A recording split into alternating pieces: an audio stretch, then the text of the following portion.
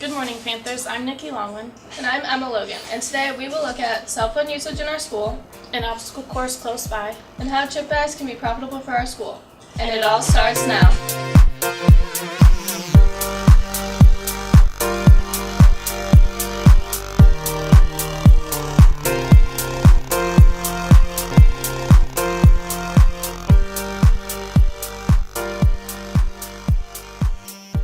Welcome back to Mehlville Today's broadcast. First, Nikki and I looked into the new Ninja Warrior course at Epic 6. The course, it's similar to the ninja course you see on TV. Run, jump, climb, upper body, lower body strength.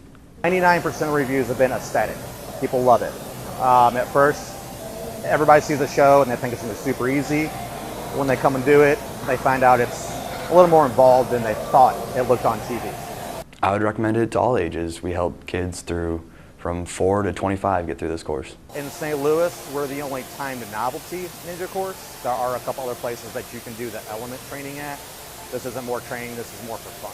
Everybody was raving about it, we had to have it.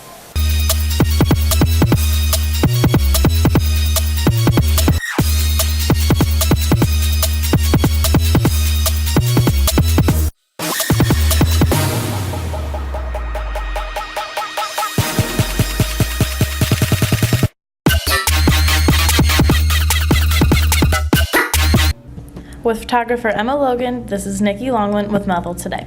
Now let's see how cell phones are affecting the classroom. I personally think cell phones in the classroom are a big distraction.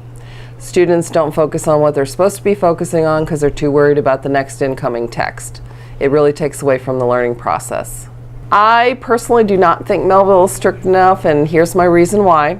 I run the internship program here at Mehlville for students who go out and work in the workplace, and the number one complaint that I get from employers is students can't put their phones down. So it's impacting their job performance, and some of them are in danger of losing their jobs because of it.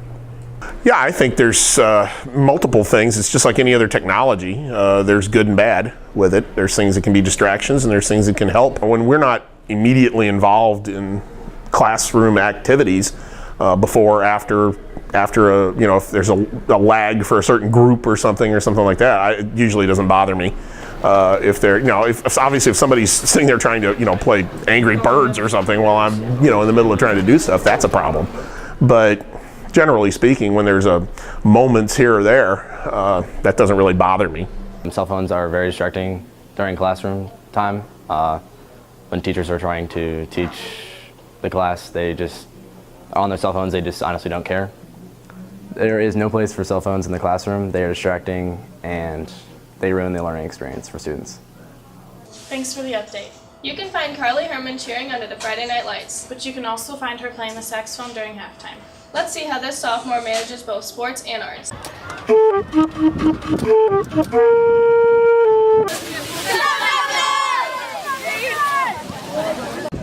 I think doing two different things at the same time is really beneficial to being able to do everything you want to in high school. And since I was in middle school, I did cheer and band at the same time. I decided, hey, why not try both at high school and see if I can do it. And last year it worked out great, and this year it's going just as well. Even though I'm on varsity, I run out with the band at halftime, go play with them for their show, and then come back and cheer the rest of the game. And I think it's just really fun to be able to be in two different groups that are totally opposite, even though they both have times that they practice at the same time and still being able to split it and it being able to work still. We asked Carly's cheer coach her thoughts on Carly's participation in two activities. I thought it was going to be a nightmare, absolute nightmare. We've had students do this in the past. Luckily, Carly possesses skills that she's a great leader, she has her schedule down, she has great study skills, and she can handle that. I mean, sometimes when I'm at varsity games or away games where I don't have to go with the band, I feel more of the, oh, I'm just a cheerleader, I get to do cool stunts, have fun at games. But then when I have a home game, I think, hey, I'm not just a stereotypical cheerleader, and stereotypical cheerleaders, that doesn't really have to be a thing. I mean, we can all be whatever we want. I think some advice to give would just be stay active. Do what you want to do. If it's two opposite things, don't let that stop you. I'm the weird cheerleader who runs out onto the band field with the marching band at showtime. And it might be weird to some people, but I think don't let that stop you. It's fun. Do what you want to do. If you think that you're talented at both, go for it. With photographer Kat Blassie, this is Leah Rojo signing off with Mehlville Today. Keep up the good work, Carly. Some students always make sure to say the pledge every morning. And some shrug it off like it's no big deal. Michaela and Isaiah have the story. Due to the recent controversy surrounding professional athletes and the national anthem, Mehlville Media takes a look at to see how students and staff feel about standing for the Pledge of Allegiance. And to the republic for which it stands, one nation, under God, indivisible, with liberty and justice for all. The pledge has a significance, and I think also, besides it just being a law, it's important for many Americans to stand up and pledge their allegiance to the country. They feel strongly about a political issue or even a social issue or even an issue of race, such as Colin Kaepernick's. So I think due to those type of things, they think that sitting during the pledge or a national anthem helps their voice be heard. I stopped standing for the pledge when the Mike Brown case was going on. I felt that it didn't really apply to America, our America at the time, so it was more of a personal moral reason than anything else. I think it's more of a matter of disrespect or respect for those that have served this country, as millions of men and women have put their lives on the line and taken sacrifices for the United States, for us to have that very right of whether or not to stand for the pledge. So I think out of respect for those men and women, we should always stand for the pledge. I do believe that the pledge is important, but not in the way that everybody expects it to be. To not stand for the pledge, like I said, is not unpatriotic in any sort of way.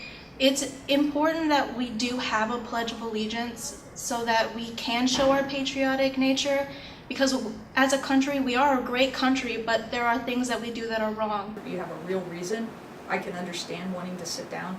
Otherwise, I just hope that you're sitting for the right reason. Next, Cam and Connor look at a simple task that can help our school. Do you throw your chip bags in the trash? If so, try recycling it. It helps benefit our school. It's a really neat company called TerraCycle, and they do all kinds of recycling projects, a lot with schools, sending public into hospitals, things like that.